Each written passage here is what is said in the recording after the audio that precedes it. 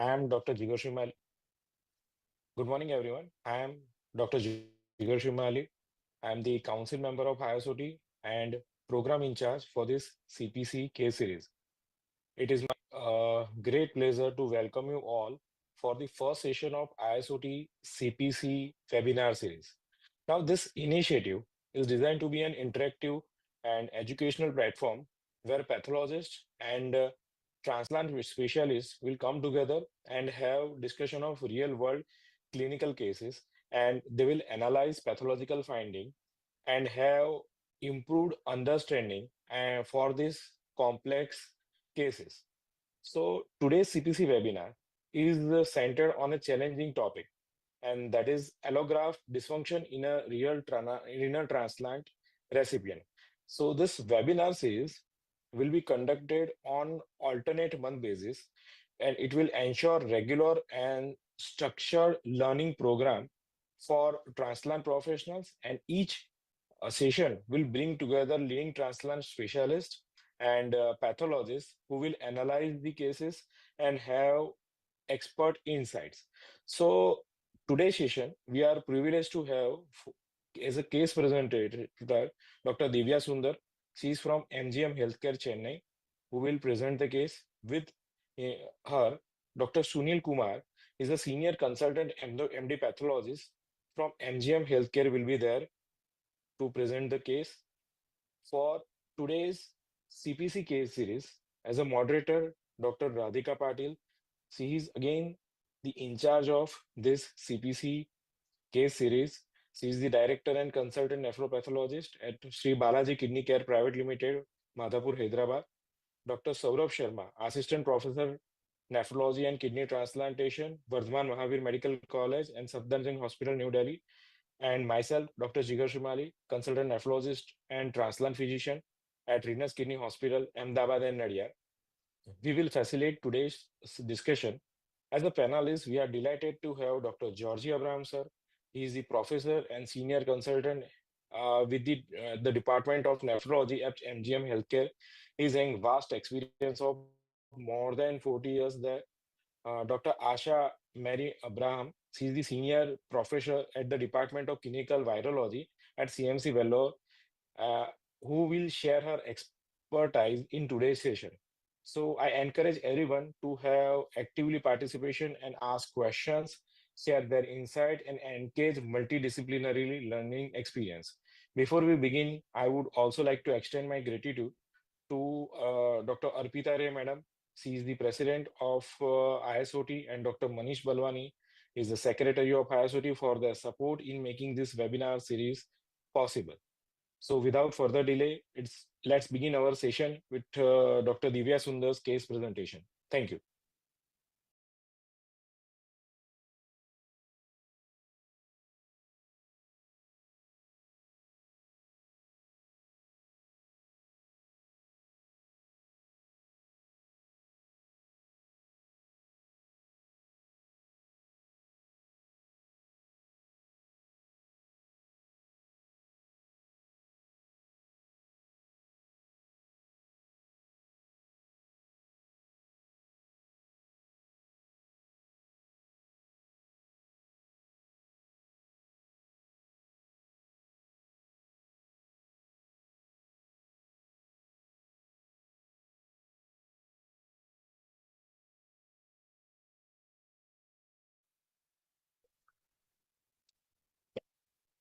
Good afternoon. This is Dr. George Abraham, nephrologist and transplant physician from Chennai. I was the former president of the Indian Society of Transplantation, and I have with me Dr. Sunil Kumar, who is a nephropathologist, and also Dr. Divya Sundar, who is a junior nephrologist working with me. And I hand over the microphone to Dr. Divya Sundar to present the case. A very good evening and a warm welcome to each one of you present here for today's webinar. It's a great pleasure and a great opportunity to be a part of this webinar. So coming to our topic today. So allograft dysfunction, as we all know, in renal transplant recipients can either be get challenges like which occur either early or late. Early complications may be in the first 6 months, which can include infections, medication toxicities like CNI toxicity, and so on. And late complications may include chronic allograft nephropathy, transplant glomerulopathy, or recurrent glomerulonephritis. So, the use of induction agents such as anti-thymocyte globulin, it is rabbit-derived globulin, and alemtuzumab, which is an anti-CD52 agent, and interleukin-2 receptor antagonist like basiliximab, can effectively increase the prevention of transplant rejection. However, it also increases the risk of infections as well. So infections vary geographically, as in South Asia, infections differ from other parts of the world.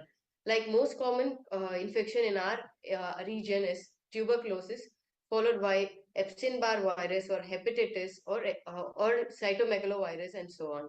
And this requires a team approach to know about the diagnostic and therapeutic challenges which will be faced accordingly. Coming to our presentation, a 23-year-old male who is a known case of systemic hypertension, hypothyroidism, and an end-stage renal disease. Interestingly, these all were found while he was applying for a Canadian visa. And then he was started on a short duration of hemodialysis till his transplant. During his pre-transplant workup, he was negative for hepatitis, HIV, and other major infections. His blood group is A positive. His cytomegalovirus IgG was positive for both the donor and the recipient. His Epstein-Barr virus IgG was positive for the recipient, and his chest X-ray was normal. His donor is his maternal aunt, who's aged 54 years, and they had a minor HLA mismatch. There were no prior sensitization events, and CDC crossmatch was negative. His pre-transplant weight was 54 kilos. He underwent transplantation on 13 February of 2024. The induction agents used were alemtuzumab and methylprednisolone. Alemtuzumab was used 15 mg single dose, but the recommended dose is 30 mg for an adult. But here, due to minor HLA mismatch, we had used a lower dose of alemtuzumab. And he was on maintenance immunosuppression, that is prednisolone 5 mg once a day, tacrolimus 3 mg twice a day, and mycophenolate mofetil 720 mg in the morning and 360 mg in the night. Other drugs like vancomycin was used for CMV prophylaxis. 450 mg once a day for 90 days was given.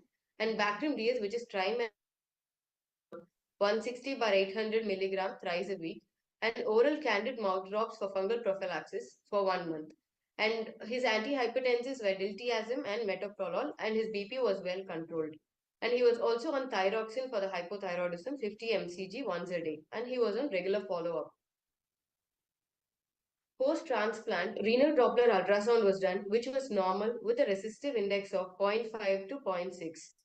And his graft dysfunction initially started from his postoperative day 29, when his creatinine started increasing from the baseline 1.18 milligram per dl to 1.28, then 1.7 and 2.24. And further, we did investigations for the same. And we also did a kidney biopsy, which will be discussed by Dr. Sunil Kumar in the coming slides, which was done 4 months later when his urea was 48, creatinine was 2.24, potassium was 4.5, bicarbonate was 20.2, hemoglobin was 9.9 gram per dl, WBC was 5,200, platelet count was 2 lakh, and urine examination showed negative for decoy cells, and protein glucose was negative. And his serum trough tacrolimus levels was 9 nanogram per ml. This is a graph depicting the tacrolimus level, and which we noticed from the postoperative day 6, it was around 2.3. And till 5 months of period, we had done the tacrolimus level graph till 26th of June. And all the tacrolimus levels were within the normal limits. The maximum was 9 and the minimum was 2 to 3.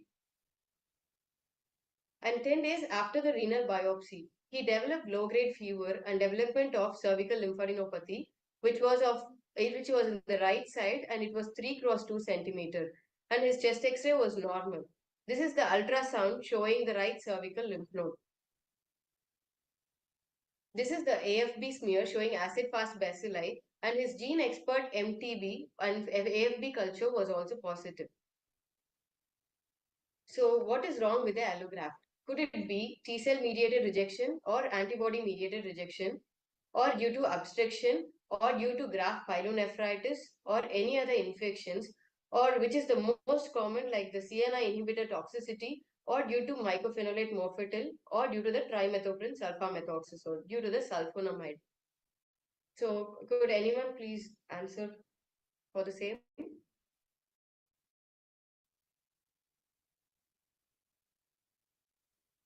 Shall I continue, sir?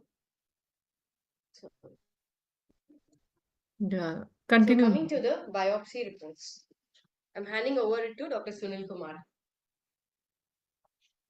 Good evening. This is Dr. Sunil.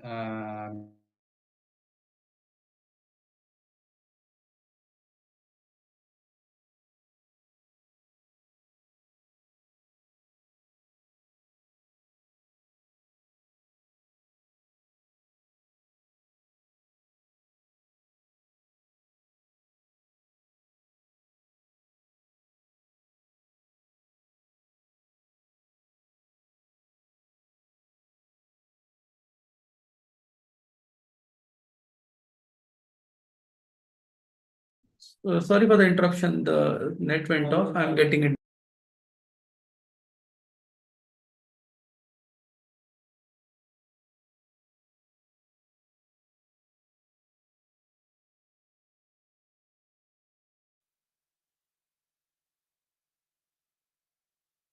Renal biopsy. He developed low-grade fever and development of cervical lymphadenopathy, which was in the right side, and it was 3 cross 2 centimeter, and his chest X-ray was normal.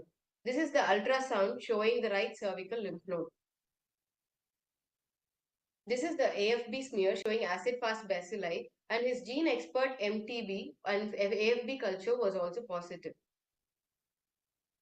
So what is wrong with the allograft? Could it be T-cell mediated rejection or antibody mediated rejection, or due to obstruction, or due to graft pyelonephritis or any other infections, or which is the most common like the CNI inhibitor toxicity, or due to mycophenolate mofetil, or due to the trimethoprim sulfamethoxazole, due to the sulfonamide.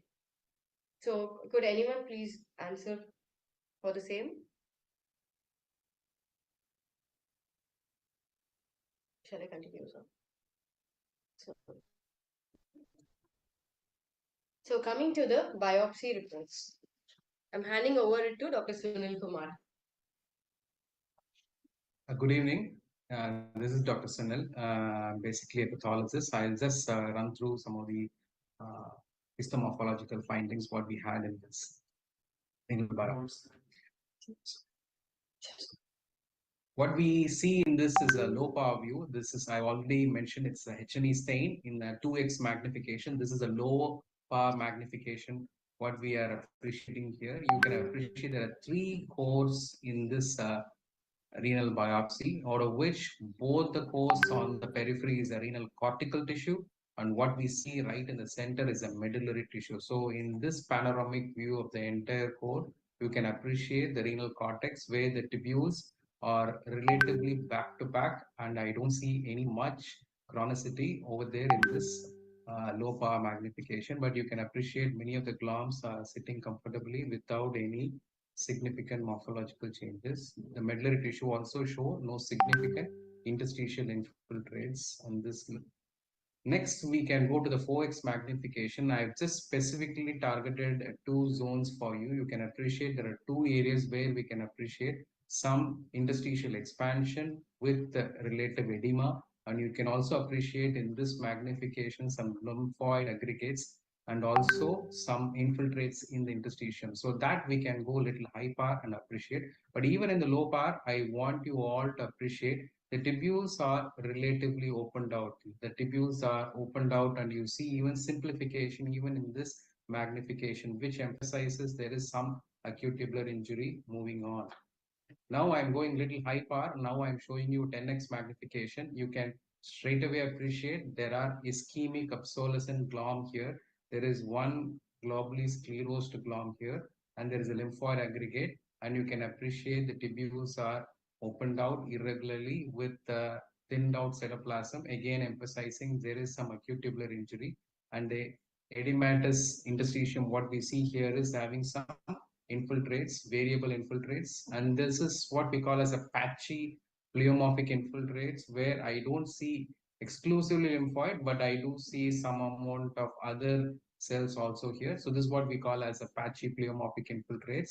Now I'm going to show you the PA stain, where I can see you in the 20x magnification.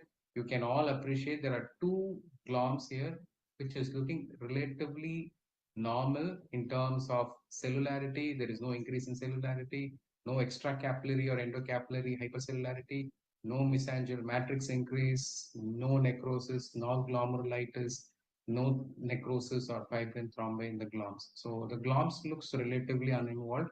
The tubules are also back to back in this zone. I don't see any much infiltrates.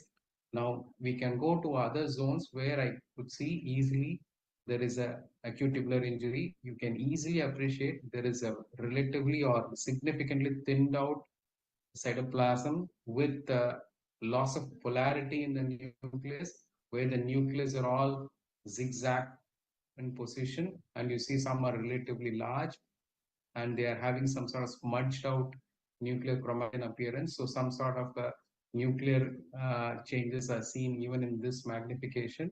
And you see some lymphoid infiltrates here and there. But one of the tubule, what I'm showing you in my arrow, is it definitely damaged, and you see some sloughing of the epithelial cells inside. Now, if you go a little high bar into different areas, you are seeing two different gloms. One is globally sclerosed with ischemic obsolescence. The other one is having some mild mesangial cellularity in the mesangial cells, but otherwise no significant endocapillary or extracapillary proliferation. But you can appreciate the tubules are now starting to showing to some amount of mild tubulitis. You can see some lymphocytes are now getting into the renal tubular epithelium, and that is appreciated as tubulitis. This is definitely some tubulitis going on in this magnification. Now I'm showing you a medullary zone. This is the most important area where, if you can appreciate the medulla, where the medulla is definitely having some amount of the distal tubule having this lymphocytic infiltrates in the tubular epithelium with relatively enlarged nucleus. That is a sign of concern. So whenever you see some renal tubular epithelium where the nucleus is enlarged in a irregular manner and they're having a smudged out appearance, our suspicion for viral inclusion should be high on the list for us. But you can also appreciate many of the peritubular capillaries are opened out. Even though the peritubular capillaries are opened out in many, there is hardly any peritubular capillaritis except for one focus where you find some amount of lymphocytes and neutrophils in it. Now I'm showing you a closer view on the same medullary zone, which is a point of concern here, where it started showing this tubulitis. Plus, you see there are two nucleus which are significantly enlarged. They're having hyperchromasia, and there's a smudged chromatin. It's a sign of intranuclear, some sort of a viral inclusion-like appearance in this magnification. Now I show somewhere in the cortex also. You are seeing now patchy pleomorphic infiltrates. Now you can easily appreciate you are not only seeing some lymphocytes, you're also seeing some neutrophils and eosinophils mixed with some macrophages. That's why I'm using the word pleomorphic, patchy appearance of mixed infiltrates of population in the interstitium. Plus, you also see some tubulitis going inside the renal tubules. This is another magnification. You can appreciate the tubules are relatively damaged and started showing this tubulitis with these enlarged nucleus. That's a sign of concern for us. So now I'll show you a little high power. You can see in this high power 40x magnification, this enlarged and this sort of renal tubular nucleus having this smudged appearance, and this is the intranuclear inclusions, which is really concerning. But other than that, if you see outside in the interstitium, the infiltrates are very mixed population. Again, we are seeing that. And this is the area where you are easily appreciating the renal tubular epithelial cells are sloughing out. They are sloughing out the epithelial cells inside. And you see many of the sloughed out epithelial cells has this big intranuclear inclusions inside. Beyond that, you can appreciate in many places also, this is in the medullary zone, you can appreciate this is the intranuclear inclusion. I will show in hyper also the same nucleus which was having this smudged out appearance. You can easily appreciate because no chromatic details are appreciated. That is the reason I'm using the word smudged out appearance of the enlarged hyperchromatic nucleus, which is almost a giveaway clue for us to think of intranuclear viral inclusions in this setting. So once you start seeing this, you should think of more of these common infections. One, we can think of the BK virus or polyomavirus nephropathies. The other virus inclusions you can see in, like this is adenovirus inclusions and HSV and also the other common CMV inclusions. But my first differential will be first on the polyomavirus inclusions on this. So now if I go a little, there is another area where you can appreciate in the cortex, you can see there is another renal tubule, which has also started showing the similar changes apart from the interstitial inflammation. But the reason why my differentials for the PCMR is less reason is the interstitial infiltrates are significantly seen in comparison to the tubulitis. Tubulitis is relatively less, and my interstitial infiltrates are patchy and pleomorphic in appearance, and which is having this intranuclear inclusions in the renal tubules. And I'm showing in a high bar where you can easily appreciate these intranuclear viral inclusions. So this is another section which clearly emphasizes the inclusions are not restricted to one or two places. It's seen in multiple places where I can easily appreciate this intranuclear viral inclusions.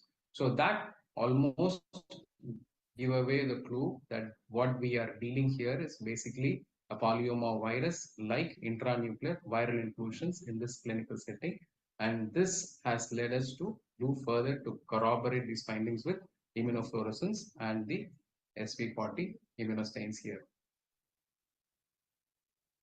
The immunofluorescence, which was done elsewhere in the different laboratory, has gave us a few findings over there. The immunofluorescence findings, both the immunoglobulins and the complements were negative, and also the C4D was negative in this case, which also made us to further pursue this case with the SV40 immunostain, and that SV40 immunostain gave away the finding of a significant population of these intranuclear viral inclusions, which you can appreciate in this picture, where you can see the load is PVL3.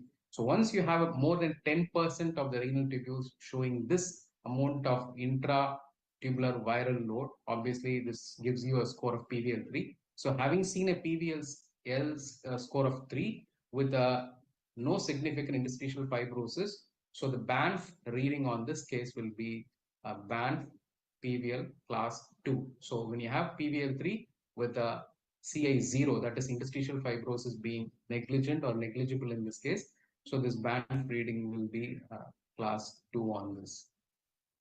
So I'll stop here and I will give it to Dr. Jolly sir for further inputs on this. Thank you, Sunil, for that lucid interpretation of the biopsy and the description. What a great way you have described this. And now, because we have a differential diagnosis based on the biopsy of whether there is a T-cell mediated rejection or whether he was purely a BK virus infection of the graft giving rise to interstitial infiltrate. So the question is, how do we look at that? Dr. Sunil has already highlighted what are the points in favor of BK virus and what are the points against an acute T-cell mediated rejection. There is no evidence of antibody mediated rejection, ABMR, because there is no peritubular capillaritis, and also the C4D stains were negative. But it is worth that Dr. Sunil has described that the biopsy on SV40 staining showed much better the presence of inclusion bodies in the biopsy compared to the light microscopic section. So now when we look at the picture of this patient, he has obviously received an induction therapy because of the minor histocompatibility mismatch between the donor and the recipient. Number two, he is also on triple immunosuppressive therapy, and he had no other previous risk factors such as diabetes or previous infective episode. So his immune system was a lot suppressed by using all these drugs, and the BK virus showed up as graft dysfunction. Now, not only that, a week later, though we reduced the immunosuppressive therapy, a week later, he comes with a cervical lymph node on the right side with a normal chest X-ray, and we did aspirate the cervical lymph node, and this was sent for microbiology examination, which confirmed the presence of mycobacterial tuberculosis, and the treatment was started.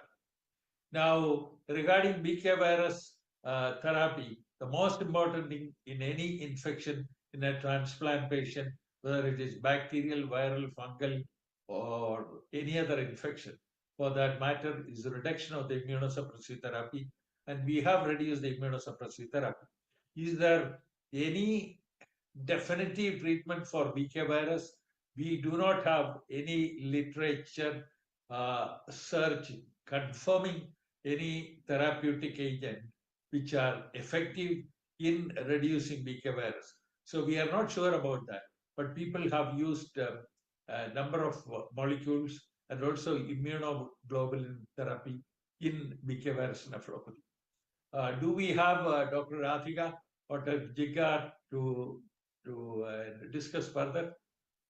Yes, sir. At the end, we'll discuss, sir. We'll discuss at the end, sir. We'll continue. Regarding the management of this case, so we had reduced the dose of immunosuppression, that is prednisolone to 5 mg, tacrolimus to 2 mg twice a day, and mycophenolate mofetil to 180 mg twice a day. And he was also started on anti-tubercular treatment with isoniazid, pyrazinamide, ethambutol, levofloxacin, and pyridoxine. Further, we did a blood BK virus PCR monitoring. So these are the monitoring results. Initially, during the graft dysfunction, he had only 143 copies per ml. Then at the time of biopsy, he had 78,495 copies per ml. And repeat BK virus 3 months later showed 1,59,017 copies per ml. And during this time, during that biopsy time, we had reduced the dose of immunosuppressive agents. And later on, I'll tell you about what we did for this. And this is the lymphocyte count percentage graph. Here we gave the Campath, that is alemtuzumab 15 mg as an induction agent during the time of surgery. That time he had a profound lymphopenia, that is 0.1, and then it slowly raised up to 1.3 on day 7. And the current status of our patient is creatinine is 2.38, BK virus level is 1,59,017 copies per ml, and tacrolimus level is 5.01 nanogram per ml. Lymphocyte count is 7.9%, and he is on reduced dose of immunosuppression. And he has received 5 doses of IV immunoglobulin for 5 weeks, 25 gram per week, and total dose comes around 2 gram per kg. And he's on regular follow-up. And his weight is 66 kgs right now. And for the discussion part, so BK virus nephropathy is a significant complication in kidney transplant recipients, resulting in graft dysfunction and potentially leading to graft loss. So 1 to 10% of kidney transplant recipients may develop BK virus nephropathy. So BK virus nephropathy can be asymptomatic viremia in 10 to 30% of patients, and as a destructive BK virus allograft nephropathy in 5 to 6% of patients, and BK nephropathy fails in 10 to 20% to 80% of infected kidney transplants. So the main goal is to reduce the immunosuppression therapy, and this slide talks about the biopsy code, which will just be discussed by Dr. Sunil Kumar. So there are few relative things we need to keep in mind when we assess the renal biopsies, because majority of the or the early part of your BK virus findings can be caught early in the corticomedullary junction, especially in the medullary region. So if we try to get two cores, one core if it is shown near or in the medullary region, that will be very useful from our pathology point of view, because the diagnostic area in the early phase of the infection lies squarely on the medullary portion rather than in the cortex. So if you happen to see early in the medulla, especially in the distal tubules and the collecting ducts, are relatively the common areas where you find the viral inclusions rather than in the cortical region, primarily in the distal tubules. So the idea is to get the portion of a medullary core along with the cortex to understand or to pick up the targeted viral inclusions. So that is what is emphasized in this slide. Yes. So this needs a deeper core sampling while doing, not a superficial one. And so this is a screening for BK virus infection. So minimum screening post-transplant, we can do at least 3 monthly up to 2 years, or annually up to like 3 to 5 years. If there is detectable BKP virus, then if it is an equivocal PCR result or a confirmed PCR result, we have to see. So if it is an equivocal PCR result, repeat the test, and then if the repeat test is negative, return to the screening time, that is 3 monthly up to 2 years. So if it is confirmed PCR result, then we have to reduce the dose of immunosuppression. And if the repeat test is positive, we need the treatment for the same. So then this is again the same. Screening at a minimum of 3 monthly is recommended in the first 2 years post-transplant. Annual screening is recommended in years 3 to 5 post-transplant and should be considered thereafter. Following reactivation, test as frequently as local turnaround times allow. So for the diagnosis, there need not be any decoy cells in the urine for specific diagnosis or BK virus viruria. So if the patient is asymptomatic or symptomatic, if there is BK virus D anemia, equivocal PCR result, then repeat the test. If there is confirmed PCR result, then consider biopsy for proven BK virus nephropathy. So for the treatment, so if it is equivocal PCR result, repeat the test again and follow the same screening orders. And then if it is a confirmed PCR result, then stop or reduce the anti-proliferative agents like mycophenolate mofetil or azathioprine, and calcineurin inhibitors like tacrolimus or cyclosporin, and corticosteroids. So retest the creatinine and BK virus D anemia in every 1 to 4 weeks and then recheck again. This is the histology slide already previously discussed. And this is again the same to reduce the immunosuppression burden. And if there is a triple therapy, we can move on to dual therapy. And if there is dual therapy, then reduce the agent dose or consider switching the agent. So optimization of treatment through multidisciplinary approach is important, with transplant physicians, virologists, and specialist transplant pharmacists in monitoring the drug concentrations. So for the tuberculosis part, so graft biopsy in our patient didn't show any evidence of granulomas or Langerhans-Janes cells, and it was negative for Mycobacterium tuberculosis. For the standard anti-tuberculosis treatment, typically it involves a combination of rifampicin, isoniazid, pyrazinamide, and ethambutol. But rifampicin poses a risk of drug interactions with the calcineurin inhibitors like tacrolimus and cyclosporin, and mTOR inhibitors like sirolimus, which are commonly used in immunosuppressive regimens. So in our patient, we haven't used rifampicin, which can significantly increase the metabolism of these drugs and decrease the tacrolimus levels, so potentially leading to rejection risk. Thank you. So over on to Dr. Georgie. So thank you, Dr. Sunil Kumar and Dr. Divya, for presenting this very interesting case. There are a few questions which remain unanswered. Should a low-dose induction therapy with alemtuzumab lead to increased infections? Yes, in our experience, which is just published in the Indian Journal of Transplantation, we had patients who were given alemtuzumab without any acute rejections, either ABMR or T-cell rejection, but they developed urinary tract infection, wound infection, and this particular patient developed two systemic infections. One is BK virus, viremia, and also tuberculosis. So the question is, how far should we go with induction therapy? And if you are giving induction therapy, should you use alemtuzumab? Because this drug was used for the first time in India by us at 50% of the dosage. And we have gained some experience from that. Or should we use induction therapy with IL-2 receptor antagonist or anti-lymphocyte globulin? We have quite a bit of experience with anti-lymphocyte globulin, and this is already published data. In our patients, we use only 1 milligram or 1.5 milligram per kilogram body weight, a single dose, and this has produced significant lymphocytopenia and prevented acute rejection. And our acute rejection rates by T-cell mediated rejection was only 7.5%. Now, what do we do with it? We need to check his BK virus level again. Should I repeat a biopsy for him to look at what is the state of the allograft? And next thing is, should I completely take off the immunosuppressive agents, steroids, CNI, mycophenolate mofetil?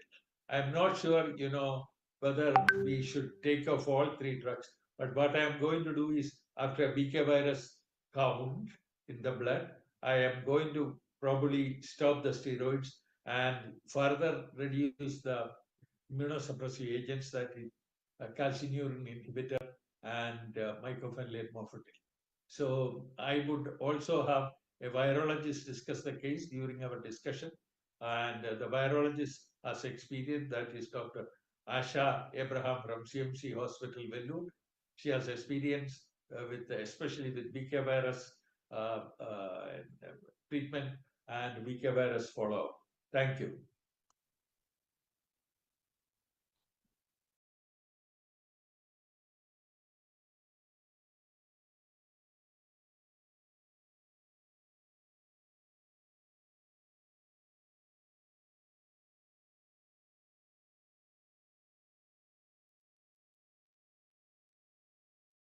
Hello, Dr. Georgie. I don't know if I can be heard. Yes. Yes. Are my slides going to be played? I had some slides. Yes, madam. Yes, madam. Okay, so I'll wait for that. Yes, madam.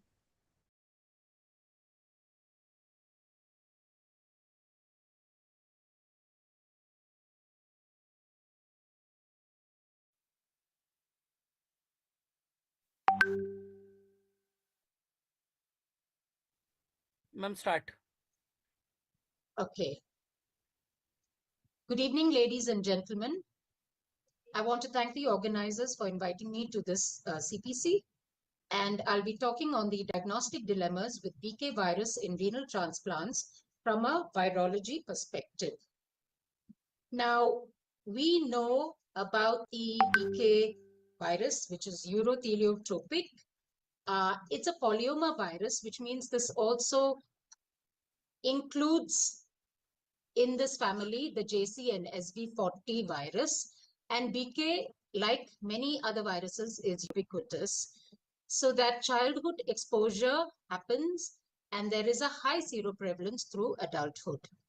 This causes latency in the urinary tract, and with immunosuppression, reactivation happens, and in renal transplant recipients, this causes nephropathy and graft loss. Now, the sample types that we prefer and can be used to diagnose BKV in renal transplants are urine and blood.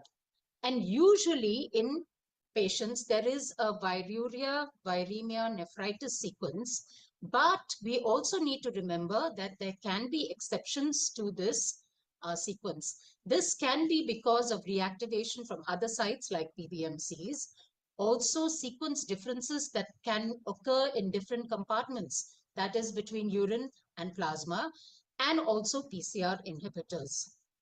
At the moment, there is no universal viruria, viremia cutoff values for BK nephropathy. So some studies have shown that a cutoff of more than 5,000 copies per ml in blood is associated with greater risk for disease, and other studies have shown that a viral load of more than 4 log copies is strongly associated with nephropathy on biopsy. The cutoff for viruria is higher. Now, as already mentioned, PCR is the screening method that most people use nowadays. And the recommendation is that all recipients are screened monthly till 9 months, and then 3 monthly till 2 years, while for children, this should go on for 3 years. Now, here are the problems. There is still as such no standard technique that has been finalized, and there are variations in DNA extraction methods, in the sample type that is used, in the primer probe sequences that are used, and also the BK strain DNA that is used to generate the standard curve. So WHO has established an international standard, and this actually has helped a lot, although there is still variability because of PCR primer design differences and extraction technique differences. Because of all these problems, it is very, very, very important to quality check the PCR method that is used. And this is done through external proficiency testing providers. And the people that we use in CMC are the QCMD, or Quality Control for Molecular Diagnostics provider, which is UK based. So we know that when you look for BK viral load in urine, even healthy controls, and we've done a study in CMC that showed that about 10% of healthy controls you can find BK PCR positive, granted to a lower level. And in blood viral loads, there is a higher positive predictive value. So blood BK viral loads are actually the preferred method. Now, with BK viruria, the sensitivity, that is sensitivity for PCR, is about 100%, and the specificity by some studies is about 80%.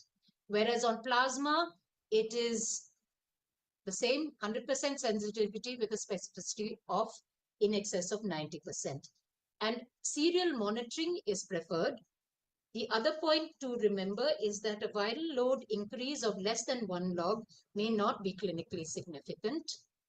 There are some studies actually looking at urine mRNA, and this is a very potentially important area, because there is indication that it may actually be mRNA titers of more than 10 to the power of 5 in urine can be a biomarker for nephropathy, and may be a good alternative to the gold standard, which is biopsy. So there are other mRNA assays that can be used, and this can provide additional diagnostic, prognostic information, as I said, in addition to biopsy. Now, there is just a point on genotypes, and that is, there are 4 genotypes that are described. Unfortunately, the most commonly used reference sequence for primers and probes is the genotype 1 and the Dunlop strain. So because of this, there can be a significant discordance to the polymorphisms that are associated, especially to 3 and 4 genotypes. So the PCR assays may be less sensitive for the variant strains. For example, it may need 10,000 copies per microliter to detect variant strains, compared to the genotype 1, which can be picked up even with 10 copies per microliter. So there is non-detection of rarer genotypes and lower viral loads. Urine cytology has been described a lot, and particularly decoy cells, which are these large homogeneous basophilic nuclear inclusions that are seen on cells seen on cytological examination of urine. It's a marker for polyomavirus replication, but it doesn't necessarily indicate nephropathy. There are high false positive rates, low positive predictive rates, but a good thing is if you don't see decoy cells, there's a high negative predictive value. So the sensitivity can be as low as 25% with a specificity of 84%. And the other point to remember is that with other polyomaviruses like JC virus, which is of course rare, you could actually find decoy cells, and also in adenovirus infections. Now, recently there has been the description of Haufen, which are these aggregates that can be seen on EM and negative staining. So if you see how often there's a high positive predictive value. If you don't see it, then there's a good negative predictive value. So this also correlates with disease severity. But of course, the downside is you need, electron microscopes, which are not easy to obtain. You need skilled staff that will interpret these results. Kidney biopsy, the gold standard for BK nephropathy diagnosis. It demonstrates cytopathic changes in the tubular epithelium and also positive immunohistochemical results, which are used usually a polyomavirus antigen, and that is SV40 large antigen. Now, clinical intervention is usually based nowadays on molecular techniques, which can avoid the false negatives that might be caused by sampling errors in biopsy. But of course, it is still considered the gold standard. Now, there are some studies that have shown that, cellular immune responses could be important. We know that strong CD8 response results in lower BK viral load in blood and vice versa. There are interferon gamma ELISpot assays that can be used and also correlate with resolution of nephropathy. And so these assays are additional prognostic markers that can inform viral clearance and patient recovery. And finally, just a word on antibody detection. Now, this, unfortunately, is not available routinely. And so most of the seroprevalence studies have been based on in-house peptide ELISAs. There are a couple of companies now, Abbott and Eurofins Viracor, who have apparently IgM and IgG detection assays for BK, but these need to be assessed and validated, and these are some of the things that we are hoping to do in the future. These are my references, and thank you for your attention. And I would invite questions at this point. Thank you.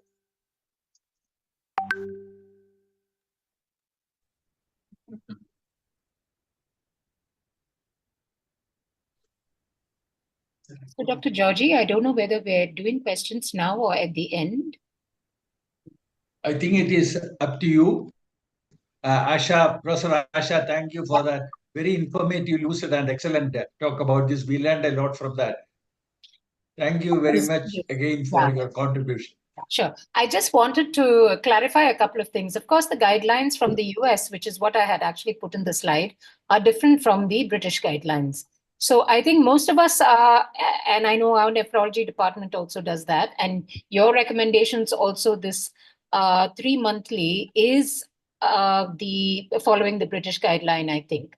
Although they do say that if you do find active that is, you do find BK viremia to follow weekly for, up to, and then and then stop after 3 months of negative PCR done at a monthly interval. So the recommendations are different across different continents, but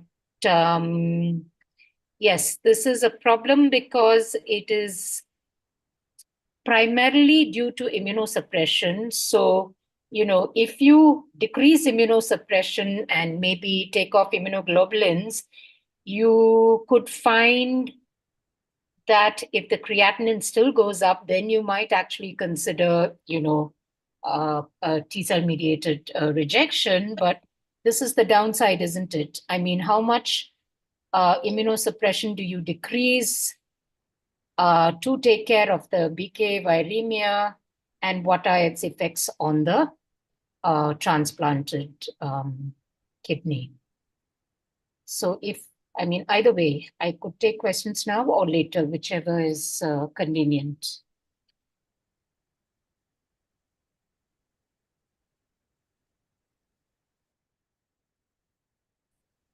Yes, Yes, thank you, ma'am. Hi.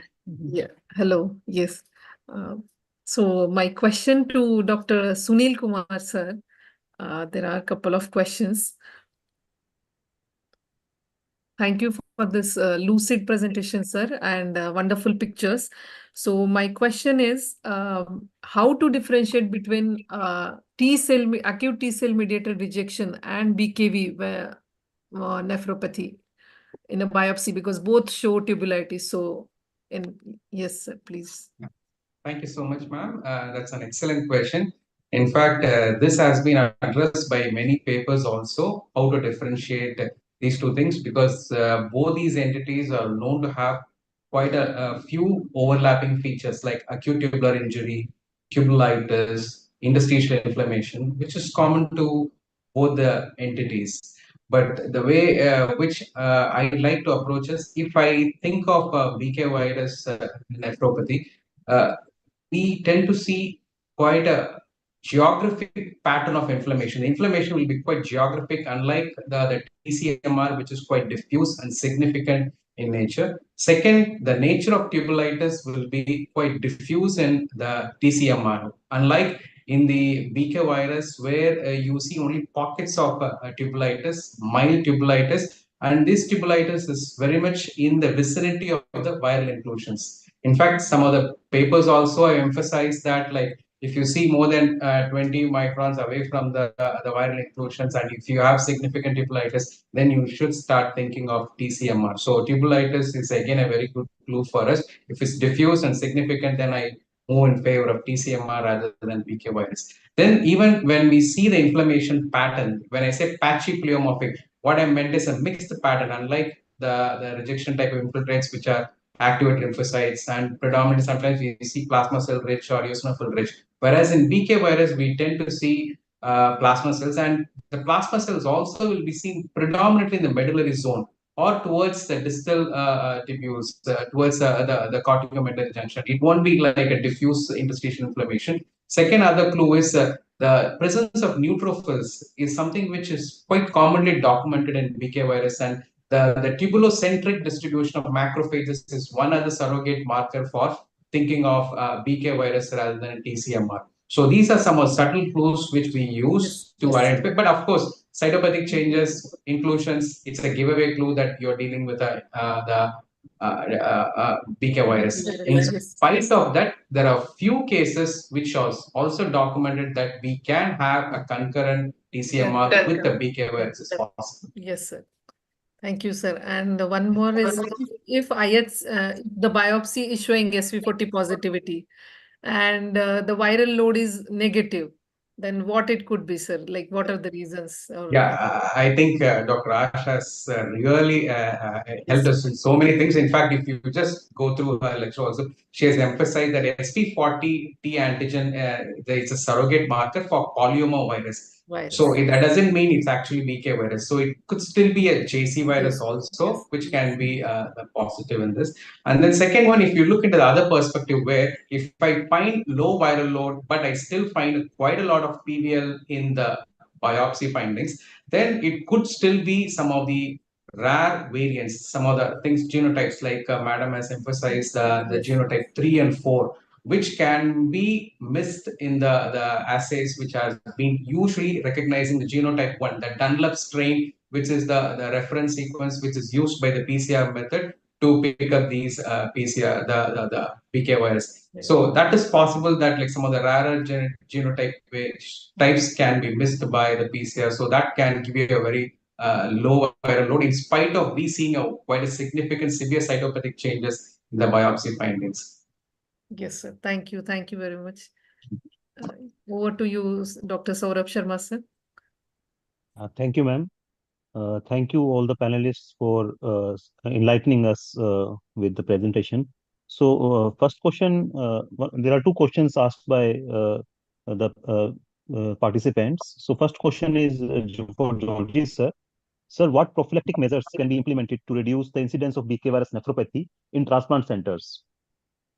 Well, basically, as we all, Professor Asha has highlighted the presence of BK virus in the urine in about 11% of the population. So the most important aspect is reducing the immunosuppression. Should I have given him alemtuzumab? Because in our paper, which is published in Indian Journal of Transplantation, out of the 14 patients who received 50% of the dose, 5.5% developed mostly urinary tract infection. One, this gentleman with the co-infections, and another patient with wound infection. So should we blindly follow the Western pattern of induction therapy in our patient? I feel that because there was another CME from CMC Vellore on bone marrow transplant, and that was a patient who had bone marrow aplastic anemia. And the patient finally, he was given 4.5 milligram per kilogram body weight thymoglobin, and the patient succumbed to the infection.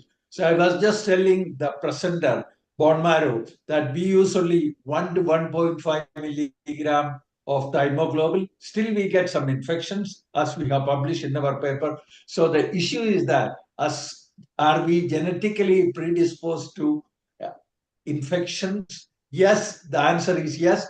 And should we use induction therapy as recommended by the Westerners? Because previously I was using higher dose of thymoglobin, 4.5 milligram or 3.5 multiple dose. And a lot of infections we encountered. That's what made me to reduce the dose in even thymoglobin. So the question is, who is the patient who is prone to develop a BK virus nephropathy? It is very difficult to say unless ASHA helps us in the immunology workup of these patients prior to transplant. We won't be able to see. But this is a lesson for our people in our country, that do not blindly follow what the Americans and the British says or the developed countries say regarding induction therapy, and please use lower dose.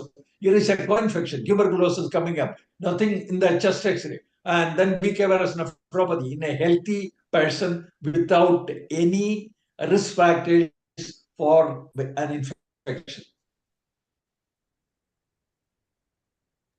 Thank you, sir. Sir, there is another question. Thank you, sir. In various centers in India, the regular screening which is recommended for BK virus nephropathy, for the BK viremia, it's not done. So, sir, what is your take on how does early detection impact the outcomes, and what is the long-term graft survival rate in patients diagnosed with BK virus nephropathy? Because as my colleague Professor Sunil Kumar has highlighted that the biopsy is the most important, because you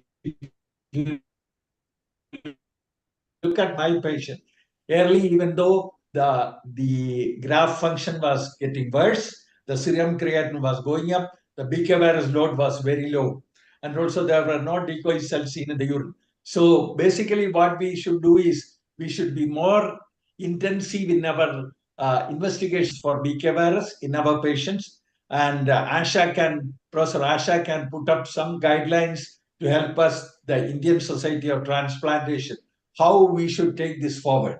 I request Professor Asha to do that for us so that we won't miss BK virus in many centers. I'm sure that earlier also I was full, because on a biopsy it looked like acute rejection, because you had tubulitis, and we treat that, and the treatment is not effective, and the serum creatinine is rising, and which should make you feel that you're missing something. It is possible that it could be a viral infection, either BK virus or adenovirus or CME infection, and we need to take care of that. So we need to be more vigilant, and these CMEs will help us be more vigilant in taking care of our patients, and especially those with high risk immunosuppressed patients, especially the older patients who are getting transplant, and also in patients with diabetes and other comorbid conditions. We have to be extremely careful, and we should be vigilant about looking for infection and the tailoring of immunosuppressive medication. I hope that Professor Asha will give us some guidelines to move forward in our direction in all transplant, whether it is heart, liver, lung, kidney, because we do all these things. So we need to have guidelines for that. We need to have excellent pathologists like Sunil, who is sitting next to me, who has helped us in making the diagnosis. And this should be the way forward. Thank you, Dr. Georgie. We can definitely look at the guidelines for transplantation and monitoring transplant patients for these infections. I was actually just quite a bit intrigued about one comment that was made about equivocal PCR result. I was wondering what that is, because, you know, if you look at it, quantitative PCR is some value. You will have a limit of detection. Maybe it's, I don't know, 200 copies or 300 copies, whatever. So anything less than that limit of detection, we actually report as per NABL, we say less than the limit of detection, less than 240 copies or whatever. So I was just wondering where this term equivocal comes in. It's either positive or negative. And positive is a value. So I think it's important to see what systems are being used and how they have validated these systems. That's another thing. I mean, I'm just saying that because there is so much variation between all the possible, you know, every component of a PCR has variability. And then you put in the different types of samples and you put in transportation, etc. I mean, thankfully, it's a DNA virus, so it's very stable. But the value you get at the end of it is actually crucial, because all of these will affect that. So maybe just, you know, it's a good idea to just look and see how have these assays been validated. And yes, I will try and help with some guidelines for monitoring of these infections. Because as you rightly pointed out, you know, there are bacteria, there are other viruses, CMV, EBV, you name it. Adenovirus may also rarely cause infections. So how often should testing be done, and how should monitoring be done? I just want to say one more thing, and that is this WHO standard is an important thing, but I think not enough labs are using that standard. So the good thing is that we know from some other studies that have been done, which we are now actually going to look at, the viral load is usually, I mean, by WHO, this thing, it's IU per ml, but most of us are giving copies per ml. We have to see what is that equivalence in the systems that we are using. So these values of, you know, 5,000, 10 to the power of 4, 10 to the power of 11, all depend on finally what assay is being used. How about the primers and probes also? Usually it is to the VP1 region, but then, like has been pointed out, that can pick up genotype 1 very easily, but will underreport genotype 2, 3, and 4. So what we are planning to do, I'll tell you that. We are actually planning to set up an ELISA, peptide ELISA, compare it with any commercial ELISA that may come out.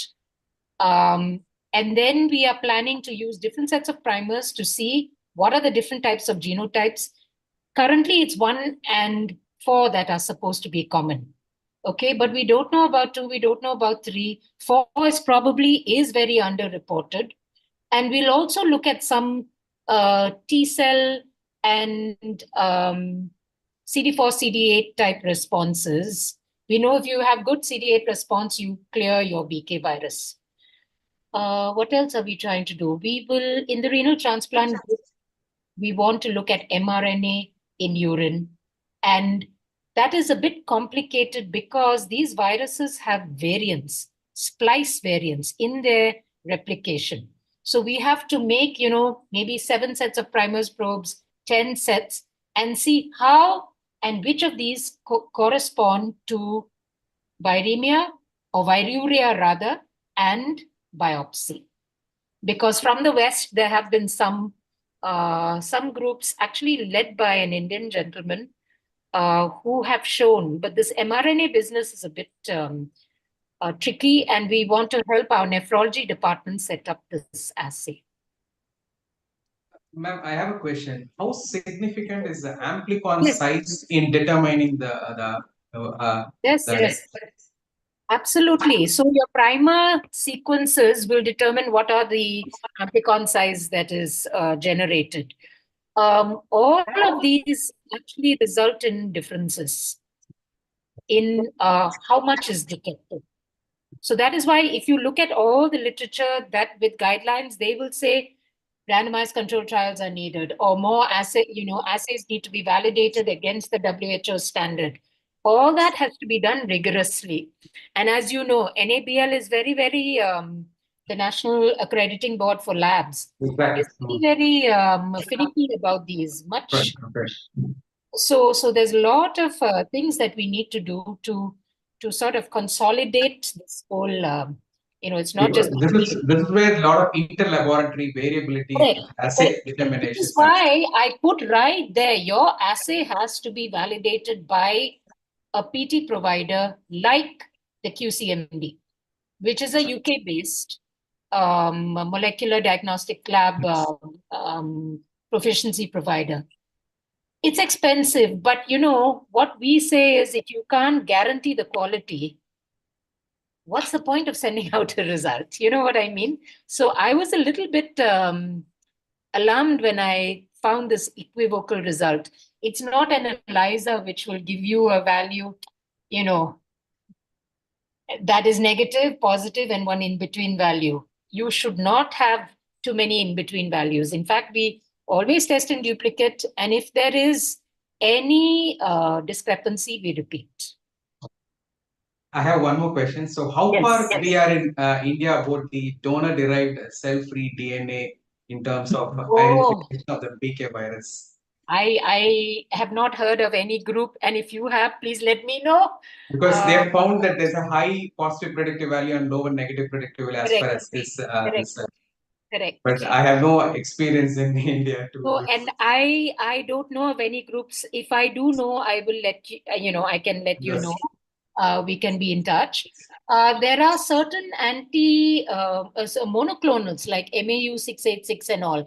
I don't know if, after COVID, I don't know if anything further has happened. I have no idea. Because this is now found to be very useful in both BK virus and also the TCMR, where they are able to differentiate or distinguish. So our hematology department wants to set up this multiple T cell, antiviral, what shall I say? Multiple virus specific T cell therapy.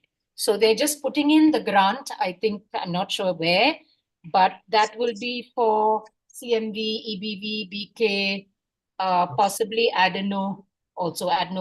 So you have these T cells that can be used against a whole array of viral infections.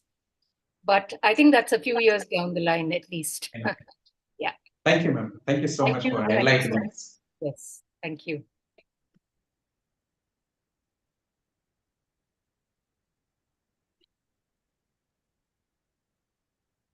Sir, mute. Oh. So I think there are no more questions. Any questions from your side, Radhika madam? No, sir. I think not on YouTube also. Yes, ma'am. Yes. So what I plan to do with this gentleman is I'm going to call him back tomorrow, and since he received the immunoglobulin, check his serum creatinine, and if the creatinine is going up, I would do another biopsy on him to see that what is the state of the graph, because nothing other than that will give us information for this, including C4D staining and look for peritubular capillaries. So this is what it is, because the role of biopsy is very important. I'm sure that Professor Radhika and Dr. Sunil will state the same thing in terms of his future management. Yes, sir. And we pathologists will be very happy to see such nice scores, including medulla. So that credit goes to nephrologists. Exactly. That's what I usually appreciate, sir. He just gives a very generous sample to us to see both the cortex and medulla, which clearly makes our life easy to pick up all the subtle clues. And with a 16 gauge needle. So that is like cherry on the top. Yes. Thank you, sir. Thank you. Yeah, please. Thank you. So I would like to conclude with a note. First of all, I would like to thank respected Dr. Georgie Abraham sir, Dr. Divya madam, Dr. Asha madam, Dr. Sunil Kumar sir, for sharing their valuable time and enlightening all of us on this valuable topic. Then I would like to congratulate Dr. Jigar Shrimali sir and Dr. Radhika Patil madam for starting this course, which is very important and is not very common in our transplant scenarios. So on behalf of ISOT, I would also like to thank all the participants for joining here in this evening. So thank you, everyone. Thank you. Thank you. And Thank thank you. you, Asha madam, for joining us. And it's pleasure knowing you. It is my pleasure. And thank you, Dr. Georgie, Dr. Radhika, and all the organizers and, people behind the scenes for setting up all the. Yes, we would like to thank, yes, technical Thank you. team also. Yes, madam. Thank you. Thank you, sir. Georgie, sir. Thank you. Bye. Thank you. Thank you. Bye, everybody. Bye. Thank you. Pleasure to have met you. Thank you. Yes. Yes, ma'am.